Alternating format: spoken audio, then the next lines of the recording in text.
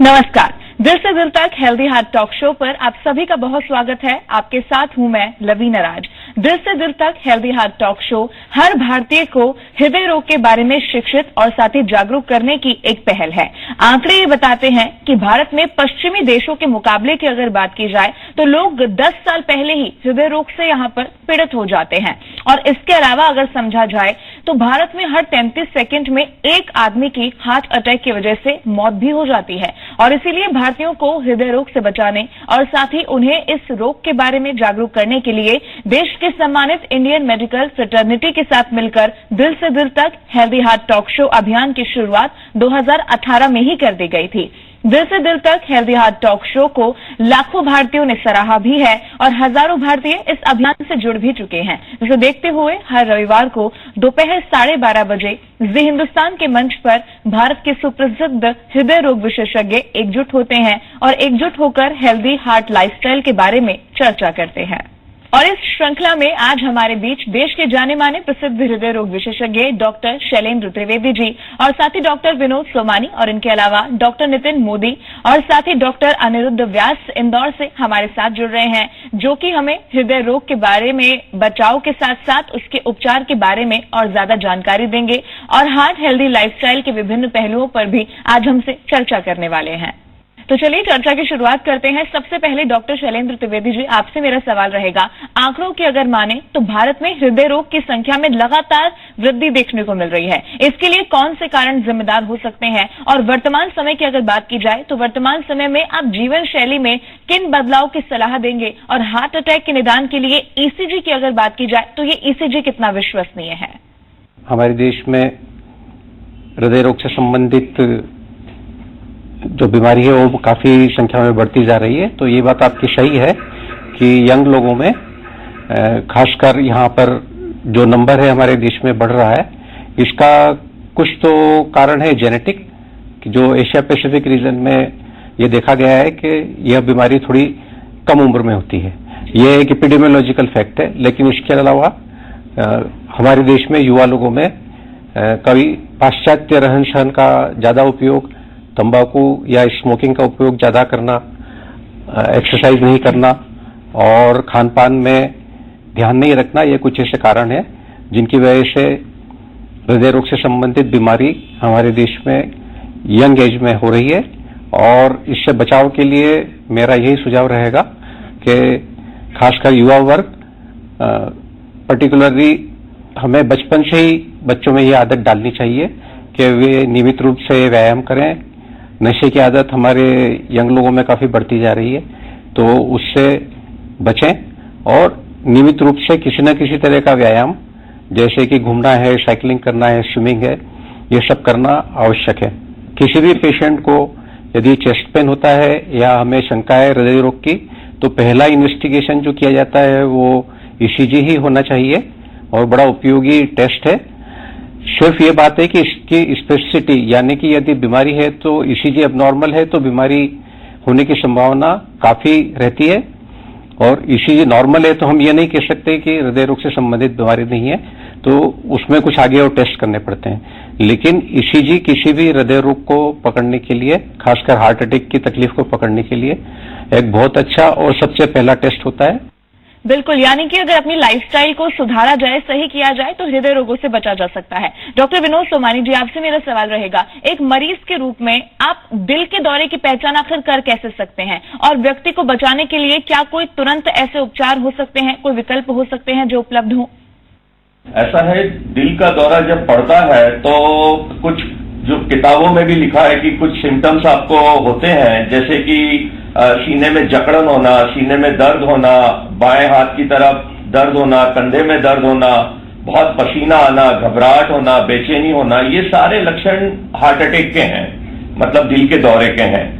और दिल के दौरा जैसे ही किसी व्यक्ति को ऐसा लगता है कि मुझे ये तकलीफ हो रही है, उसे फौरन पलंग पे या जो भी जगह वहां लेट जाना चाहिए, उसके जो भी साथी हैं उनको बता देना चाहिए कि मुझे ये तकलीफ हो रही है। इमरजेंसी में सबसे पहला काम ये करना चाहिए कि उसके जो भी कपड़े हैं उसको लूज कर दें और एक डिस्प्रिन की गोली 1 गिलास पानी में घोल के उसे पिला दें। उसके बाद सबसे पहली कोशिश ये करना चाहिए कि जो भी पास का हॉस्पिटल है जहां पे जैसा डॉक्टर त्रिवेदी साहब ने बताया कि ईसीजी की सुविधा जहां पर भी हो, जहां प्राइमरी ट्रीटमेंट मिल सके, वहां फौरन चले जाना चाहिए। कम से कम समय में जितना जल्दी आपको इलाज मिलेगा, उतना जल्दी आपको आराम होगा, उतनी ही आपकी जान को बचाया जा सकेगा। तो सबसे पहला काम, जो भी नजदीक का अस्पताल है वहां चले जाएं, वहां पर ईसीजी करा लें, और अगर ईसीजी से ये कंफर्म हो जाता है कि आपको अटैक आया है तो फौरन अपने जो भी डॉक्टर है उनसे बात करके प्राइमरी ट्रीटमेंट शुरू कर दें, और फिर उसके बाद किसी भी टर्शियरी हॉस्पिटल में शिफ्ट किया जा सकता है। तो ये सब सावधानियां बरतना बहुत जरूरी है। बिल्कुल, ये वो तरीके जानना जरूरी है कि जब तक हम अस्पताल पहुंचे कैसे व्यक्ति को बचाया जा सकता है। डॉक्टर नितिन मोदी जी, आपसे मेरा सवाल है, एक मिथक कहता है कि एंजियोग्राफी करने वाले बहुत से रोगियों को एंजियोप्लास्टी से गुजरना होगा, इसमें कितनी सच्चाई है ये आपसे समझना चाहेंगे, और एंजियोप्लास्टी और बाईपास में क्या कुछ अंतर है, क्योंकि इसको लेकर बहुत ज्यादा कंफ्यूजन लोगों में होता है। देखिए, एंजियोग्राफी वह जांच है जब आपकी दिल की बीमारी का डायग्नोसिस पूरा हो चुका होता है। यदि आपको एक हार्ट अटैक आ चुका है या आपके ट्रेडमिल टेस्ट में टेस्ट पॉजिटिव होता है या आपके ईसीजी में चेंजेस है, जब दिल की बीमारी आपको एक बार कंफर्म हो चुकी है कि हमें बाकी जांचों से, ईसीजी, इको से पता है कि नसों में ब्लॉकेज है जिसके कारण आपको यह जांच एडवाइस की गई है। एंजियोग्राफी यह जांच है जिसमें यह देखा जाता है कि जो अटैक है या टीएमटी आपका पॉजिटिव हुआ है वो किस नस के ब्लॉकेज के कारण है। तो जिस व्यक्ति को एंजियोग्राफी दवाई या एडवाइस की जाती है उससे पहले ही एक बीमारी डायग्नोस हो चुकी है, तो उस बीमारी की सीवियरिटी पता करने के लिए ही एंजियोग्राफी की जाती है।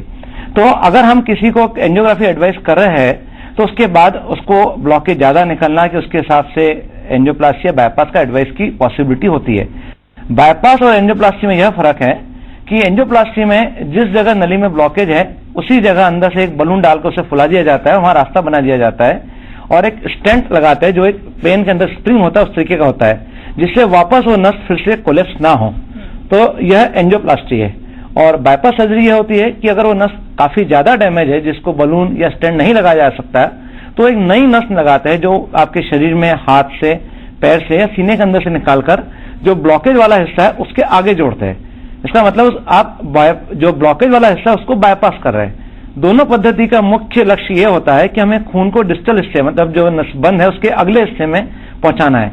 एंजियोप्लास्टी में उसी नस को उसी जगह खोलकर पहुंचाते हैं और बाईपास सर्जरी में उस हिस्से को बाईपास करके नई नस से दूर वाले हिस्से में पहुंचाया जाता है। बिल्कुल, ये मिथक दूर करना बहुत जरूरी है क्योंकि लोगों में बहुत ज्यादा कंफ्यूजन इसको लेकर देखने को मिलता है। डॉक्टर अनिरुद्ध व्यास, आपसे समझना चाहेंगे किसी को पेस मेकर की आवश्यकता आखिर कब होती है, और पेस मेकर की बात की जाए तो उसके विभिन्न प्रकार क्या कुछ हो सकते हैं, ये आप दर्शकों को समझा दीजिए। एक हृदय को सुनियोजित तरीके से कार्य करने के लिए स्पार्क प्लग की उपयोगिता बहुत महत्वपूर्ण होती है। ये स्पार्क प्लग डिसाइड करता है कि हृदय की गति कितनी होगी।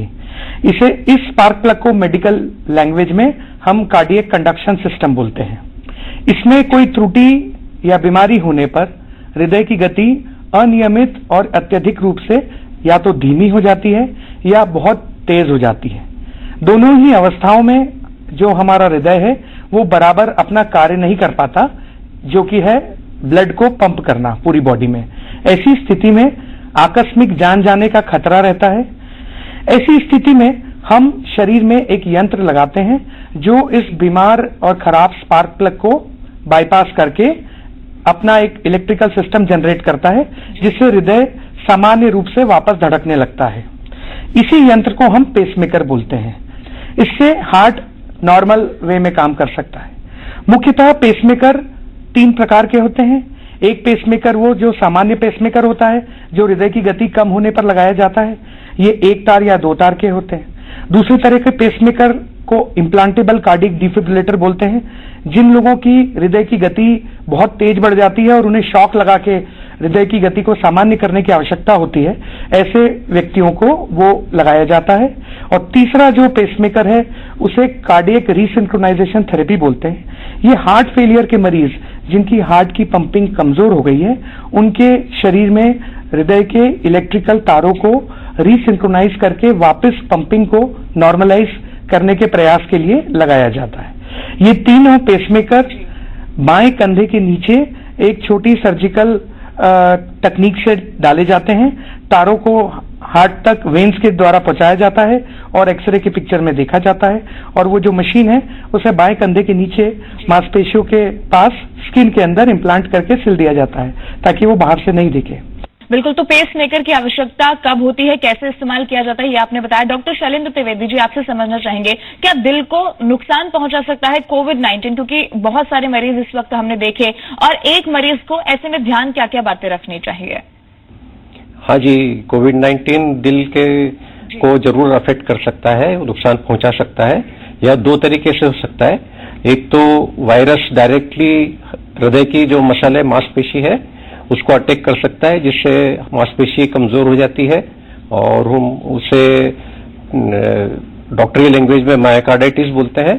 और दूसरा जो एक आपने सुना होगा, कई लोग यह टर्म जानते हैं, इन्फ्लेमेटरी स्टॉर्म जो होता है वायरस के इन्फेक्शन के बाद में, हमारे शरीर का जो इम्यून सिस्टम है वो सडनली ओवर एक्टिव हो जाता है, और वो जो इन्फ्लेमेटरी स्टॉर्म से भी हृदय की मांसपेशी के ऊपर, हृदय की धड़कन के ऊपर फर्क पड़ता है।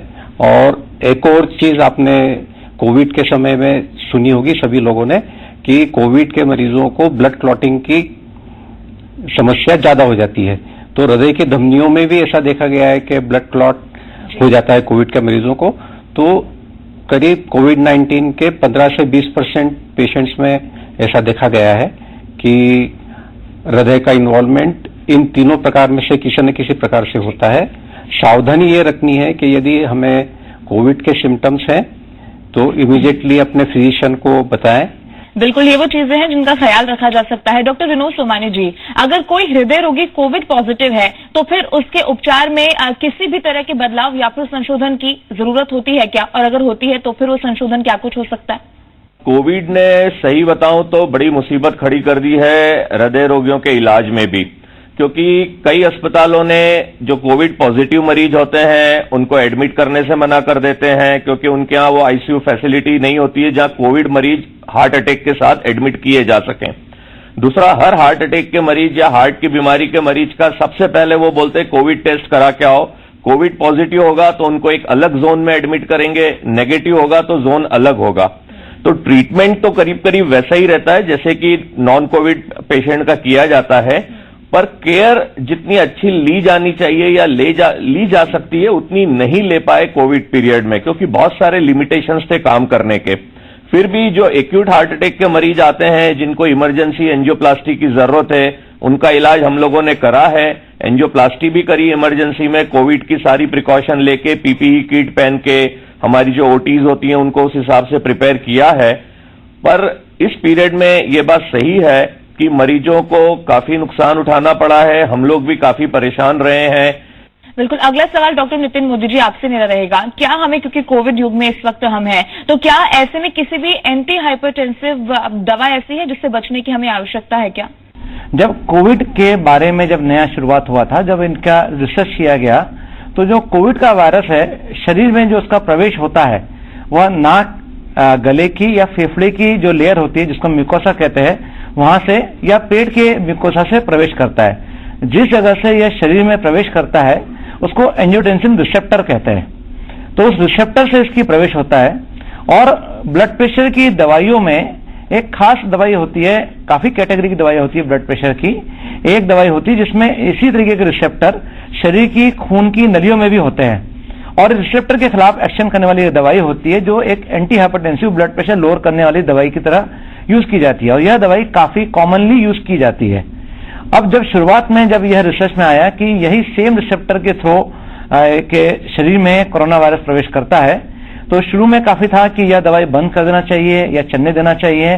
शुरू के 6 महीने काफी असमंजस की स्थिति बनी रही, लेकिन पिछले 6 महीनों में जो ब्लड प्रेशर के बारे में हम लोग रिसर्च देखते हैं, जो गाइडलाइंस जो हम लोग फॉलो करते हैं, टेक्स्ट बुक्स फॉलो करते हैं, सभी में रिसर्च में आ गया है कि यह दवाई जो खून की नली के रिसेप्टर पे एक्शन करती है उसका कोरोना के एंट्री पॉइंट से कोई संबंध नहीं है। 6 या 8 तरीके की दवाई होती है, उसमें सिर्फ एक ही दवाई जिसे हम टेक्निकली कहते हैं एंजियोटेंसिन रिसेप्टर ब्लॉकर या रिसेप्टर इनहिबिटर, यह दवाई अब यह पूरी तरह से स्पष्ट हो चुका है कि जिन मरीजों को यह दवाई की जरूरत है वो निर्विरोध रूप से और बिना कोई डर के शुरू कर सकते हैं। बिल्कुल, तो ये वो चीजें जो कोविड युग में हमें ख्याल रखनी है। डॉक्टर अनिरुद्ध व्यास जी, वर्तमान कोविड-19 परिदृश्य में क्या जो सीवीडी के रोगी हैं उनको अतिरिक्त देखभाल करनी चाहिए क्या? अगर करनी चाहिए तो फिर कैसे वो की जा सकती है? कार्डियोवास्कुलर डिजीज, वे मरीज जो सीवीडी से ग्रसित हैं उन्हें कोविड में 3 पर्सपेक्टिव से हम देख सकते हैं। एक तो प्री कोविड, एक ड्यूरिंग कोविड और एक पोस्ट कोविड। तो वे कार्डियोवास्कुलर डिजीज के रोगी जिनको कभी कोविड हुआ नहीं है और उन्हें कोविड होने की रिस्क है, उन्हें ये अतिरिक्त प्रिकॉशन लेने की आवश्यकता है कि वे अपनी हृदय संबंधित दवाइयों को बिल्कुल बंद ना करें। वे सामान्य रूप से समझाई जाने वाली सारी बचाव प्रणाली और प्रक्रिया जैसे मास्क पहनना, हाथ को सैनिटाइज करना, सोशल डिस्टेंसिंग तो फॉलो करें ही करें, बट साथ में अपनी हृदय की दवाइयों को बिल्कुल बंद ना करें। हृदय से संबंधित कोई लक्षण होने पर तुरंत अपने नजदीकी हृदय रोग विशेषज्ञ को संपर्क करें। वे मरीज जिनको कोविड नहीं हुआ है वे और जो कार्डियोवास्कुलर डिजीज से ग्रसित हैं वे अपनी वैक्सीन लगवा सकते हैं, कोविड की वैक्सीन। उन्हें कोविड वैक्सीन लगवाने के लिए किसी भी हृदय की दवाई को बंद करने की आवश्यकता नहीं है। वे सीवीडी के मरीज जिनको कोविड हो गया है, जो अस्पताल में भर्ती हैं या घर पे आइसोलेशन में इलाज ले रहे हैं, वो दोनों ही बीमारियों का इलाज, कार्डियोवास्कुलर डिजीज की बीमारी का इलाज और कोविड से संबंधित इलाज दोनों लें और दोनों के विशेषज्ञ के संपर्क में रहें। कोविड के ट्रीटमेंट के दौरान डॉक्टर के द्वारा बताई गई सारी निर्देश और दवाइयों को बड़ी रिलीजियसली फॉलो करें और प्रॉपर ट्रीटमेंट लें। और तीसरे वे लोग हैं जो पोस्ट कोविड हैं, जो जिनको कोविड हो गया है और कार्डियोवास्कुलर डिजीज से ग्रसित हैं बट अब वो कोविड फ्री हैं। तो इनमें एक एस्पेक्ट होता है जिसको हम बोलते हैं पोस्ट कोविड स्टेट। ये कई महीनों सालों तक लास्ट कर सकती है। आमतौर पर 3 से 6 महीने साल भर तक लग सकता है कोविड से रिकवरी में। इस दौरान अत्यधिक थकान, सांस फूलना, चलने में हृदय की गति असामान्य रूप से बहुत ज्यादा बढ़ जाना, ये काफी प्रायः देखा जा रहा है। तो वे मरीज अपने हृदय रोग विशेषज्ञ के संपर्क में रहें।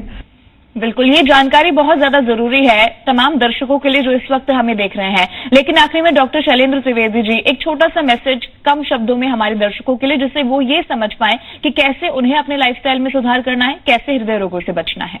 जी मैम, मैं समझता हूँ prevention is better than cure.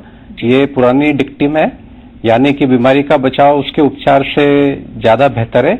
इसलिए हमें हृदय रोग से बचना है तो अच्छी हेल्दी जीवन शैली का हम पालन करें, यह सबसे महत्वपूर्ण है। और यदि बाय द वे कभी आप इस चक्कर में फंस जाते हैं तो अपने डॉक्टर, अपने फिजिशियन की जो सलाह है उसे माने तो आप आगे की फ्यूचर की कॉम्प्लिकेशन से बच पाएंगे। डॉक्टर विनोद सोमानी जी, आपके तरफ से आज का संदेश हमारे दर्शकों के लिए रहेगा जिससे कि वो हृदय रोगों से मुक्त रह सकें। लाइफस्टाइल मॉडिफिकेशन सबसे बड़ी दवाई होती है। अगर उसको फॉलो कर लेंगे तो आप अपने आप को काफी बचा सकेंगे। मेरे ख्याल से हम लोगों ने पिछले 20 साल की प्रैक्टिस में ये देखा है और हमारी खुद की स्टडी भी है कि 90% जो यंग लोगों में बीमारी होती है वो तंबाकू के सेवन से होती है। तो no to tobacco at any cost. न तो तंबाकू खाना है, न बीड़ी सिगरेट पीना है। अगर आप अपने आप को तंबाकू से बचा लेंगे तो शायद आप अपने आप को हार्ट अटैक से भी बचा सकते हैं, खास करके यंग जनरेशन। और डॉक्टर नितिन मोदी जी, आपसे भी मैं चाहूंगी कि एक छोटा सा संदेश हमारे दर्शकों के लिए जो इस वक्त हमें देख रहे हैं और आपके माध्यम से आज वो जागरूक हो सके हैं। जिस तरीके से कोविड में सभी जगह एक जागरूकता अभियान है, मैं आपको अभी का WHO का डाटा बताना चाहूंगा कि पूरे कोविड महामारी में कुल मिला के 4 मिलियन डेथ्स हुई है कोविड से, और एक हार्ट डिसीज से एक साल में all over the world 17.9 million deaths होती है। लगभग 31% ऑफ द डेथ, जितनी भी डेथ उसमें से हार्ट और हार्ट संबंधी बीमारियों से होती है। और जैसा हम शुरू से डिस्कस कर रहे हैं कि हमारे देश में हार्ट की बीमारी आम अन्य देशों के मुकाबले जल्दी होती है और हमारे यहाँ काफी ज्यादा डेथ है। अगर आप यूरोपीय देशों में देखें, वहां हृदय संबंधी बीमारियों से मृत्यु की गति या दर कम हो रही है, और हमारे देश में मृत्यु हृदय बीमारी से उसका ग्राफ पूरा सीधा बढ़ता जा रहा है। यह हमारे देश में जागरूकता की कमी के कारण है। हमें अपने हृदय की बीमारी के बारे में जागरूक होना चाहिए। और एक डिक्टम होता है नो योर नंबर्स। एक 40 की उम्र के व्यक्ति को अपने नंबर्स मालूम होना चाहिए। उसका ब्लड शुगर लेवल कितना है, उसका कोलेस्ट्रॉल नंबर कितना है, उसका बॉडी मास इंडेक्स कितना है। हाइट और वेट का एक इंडेक्स होता है जिससे उसके मोटापे का जनरल जागरूकता होती है। Blood pressure, sugar, cholesterol, body mass index, अपना ब्लड प्रेशर लेवल, सिर्फ इतने ही 4 फिगर अपने जान लेता है, उसकी वगैरह जागरूकता रहता है। और जैसा हम डिस्कस कर रहे हैं, तंबाकू और स्मोकिंग को ना कहता है, रेगुलर एक्टिव रहता है, तो इस जागरूकता से हमारा हृदय रोग संबंधी जो मृत्यु दर अपने देश की वो कम हो सकती है। और आखिरी में डॉक्टर अनिरुद्ध व्यास जी, आप कैसे आज दर्शकों को जागरूक करने के लिए संदेश देंगे जिससे कि वो हृदय रोगों से बच पाएं और अपनी देखभाल कर पाएं? एक नियमित और संतुलित आहार, विचार, व्यवहार और आचार से ही स्वस्थ हृदय की कल्पना की जा सकती है। ये सब तो हम सभी जानते हैं। हमें इस कोविड एरा में इसको और सख्ती से पालन करना है। स्वस्थ आहार का मतलब है बैलेंस डाइट, स्वस्थ विचार का मतलब है हेल्दी माइंडसेट, जो तनाव मुक्त जीवन जिसे कहते हैं। स्वस्थ व्यवहार का मतलब है हमारा बिहेवियर, क्योंकि वो हमारे माइंडसेट को अफेक्ट करता है। और स्वस्थ आचार का मतलब है हमारी आदतें, जैसे तंबाकू का सेवन, एक्सरसाइज, खान पान, ये सारी चीजें। इन चारों चीजों पे फोकस करके हम एक स्वस्थ और अच्छे हृदय की लंबे समय तक कल्पना कर सकते हैं और हृदय रोगों से मुक्त रह सकते हैं। ये एस्पेक्ट यूं भी नॉर्मल जीवन शैली में आवश्यक है, बट कोविड एरा में और भी ज्यादा महत्वपूर्ण है। बिल्कुल। तो हृदय को स्वस्थ कैसे रखा जाए, इस पर आज हमारे दर्शकों के साथ महत्वपूर्ण जानकारी साझा आपने की। इस महत्वपूर्ण जानकारी साझा करने के लिए आप सभी का बहुत बहुत शुक्रिया हमारे साथ आज जुड़ने के लिए। हमें पूरा यकीन है कि हमारे दर्शकों को जो महत्वपूर्ण जानकारी आज आपसे मिली है और आप सभी ने जो जानकारी आज दी है उसे हमारे दर्शक हमेशा ध्यान में रखेंगे और अपने हृदय का बहुत ज्यादा ख्याल रख सकेंगे। अधिक जानकारी के लिए लॉग इन करना ना भूलें फेसबुक पेज दिल से दिल तक हेल्दी हार्ट पर। आप सभी दिल से दिल तक हेल्दी हार्ट अभियान से यूट्यूब और साथ ही इंस्टाग्राम और ट्विटर के जरिए भी जुड़ सकते हैं। लॉग इन करना ना भूलें।